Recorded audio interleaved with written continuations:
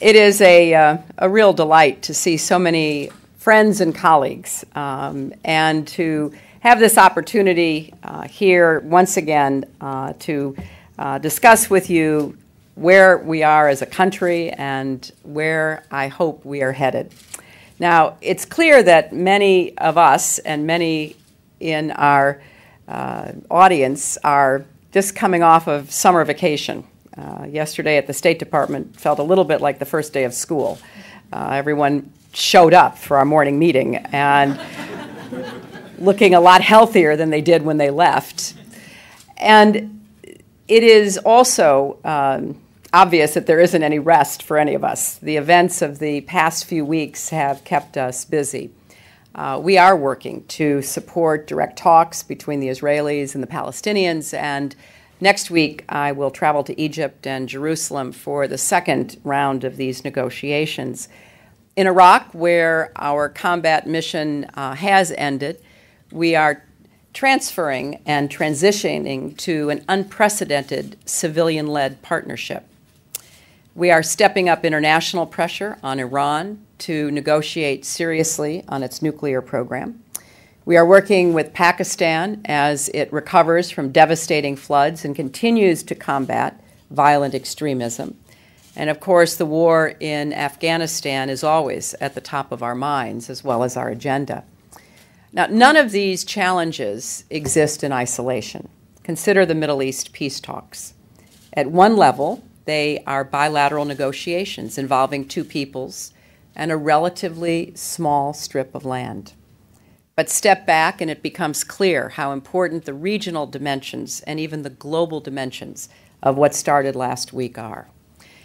And what a significant role institutions like the Quartet, consisting of the United States and Russia and the European Union and the UN, as well as the Arab League, are playing. And equally, if not more so, how vital American participation really is. Solving foreign policy problems today requires us to think both regionally and globally, to see the intersections and connections linking nations and regions and interests, to bring people together as only America can. I think the world is counting on us today as it has in the past.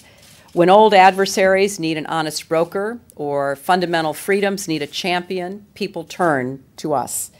When the earth shakes or rivers overflow their banks, when pandemics rage or simmering tensions burst into violence, the world looks to us. I see it on the faces of the people I meet as I travel, not just the young people who still dream about America's promise of opportunity and equality, but also seasoned diplomats and political leaders who, whether or not they admit it, see the principled commitment and can-do spirit that comes with American engagement. And they do look to America, not just to engage, but to lead. And nothing makes me prouder than to represent this great nation in the far corners of the world. I am the daughter of a man who grew up in the Depression and trained young sailors to fight in the Pacific. And I am the mother of a young woman who is part of a generation of Americans who are engaging the world in new and exciting ways. And in both those stories, I see the promise and the progress of America. And I have the most profound faith in our people. It has never been stronger. Now, I know that these are difficult days for many Americans, but difficulties and adversities have never defeated or deflated this country.